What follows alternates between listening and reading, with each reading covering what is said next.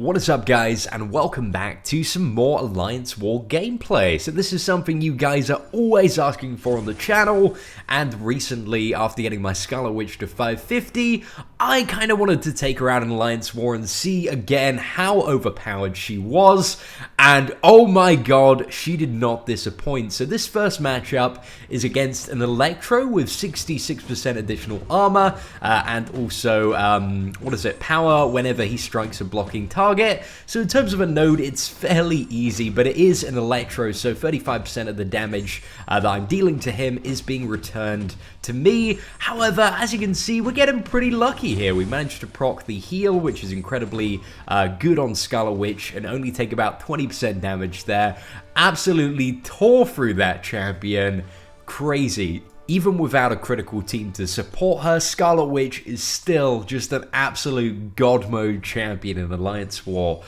So the next node is a heal block node, so I knew that it was probably going to be something like Abomination, or something that kind of deals damage back, and as well as heal block, there's additional crit, and also it's like armor tear on any attacks, but those things don't really matter too much as long as you're not being hit. The main thing is heal block, so we got quite a beefy Magik that we're up against.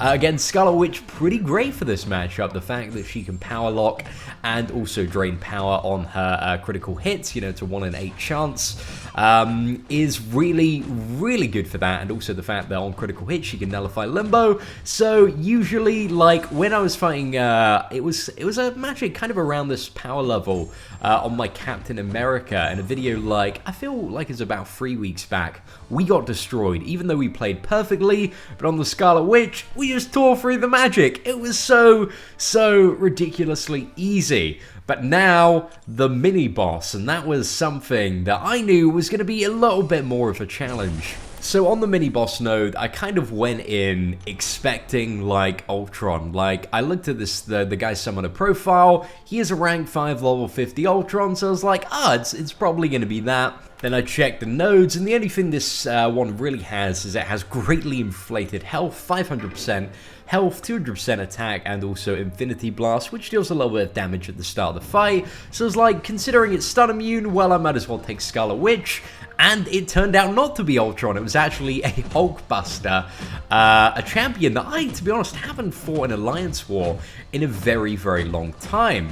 Now, initially, I'm like, well, this fight's gonna be pretty easy. Like Hulkbuster, you bait the level 1, you win the video game. I've got heal, I've got stun, I've got power lock, I've got all this crazy stuff that can proc. So everything's gonna be fine, and, you know, I'm gonna get it done pretty quickly. However, one of the things that I didn't really take into consideration is how effective Hulkbuster's duped ability is. So basically, for those of you who aren't familiar with Hulkbuster, as his health gets lower, he gains more and more armor. So that you'll see, like, every time that I'm hitting Hulkbuster, he's taking less and less damage.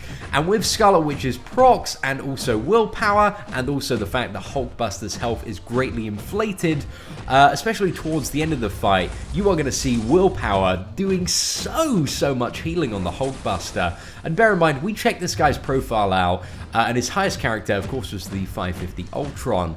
So now it kind of got me thinking, if this character was a 550 champion, would I be able to kill it? Like, would it be possible, or would it be a really, really difficult challenge? I mean, even with, like, heavy debuff champions like Iron Fist, or maybe something like X-23 Black Panther, I think it might be close to impossible, or very, very difficult without a 550 version of the champion to actually take down a Hulkbuster. You'll see, like, he's just healing for so much. At the moment, just with like 1 or 2 debuffs, it's like several hundred per tick, goes up to like 450 per tick. So you can see the regeneration, his health is kind of just bouncing right back up as soon as I'm chipping into him. So it's really, really difficult. The only thing that was kind of like allowing me to get ahead was landing those very, very big level 2 crits. So that was quite fortunate, but willpower, especially with his duped ability, is just doing so much at his low health levels. So this has kind of like changed my perspective a bit, and I think on a node like this, whereas there is so much health, the Hulkbuster is actually a really great champion, especially if you've at 550.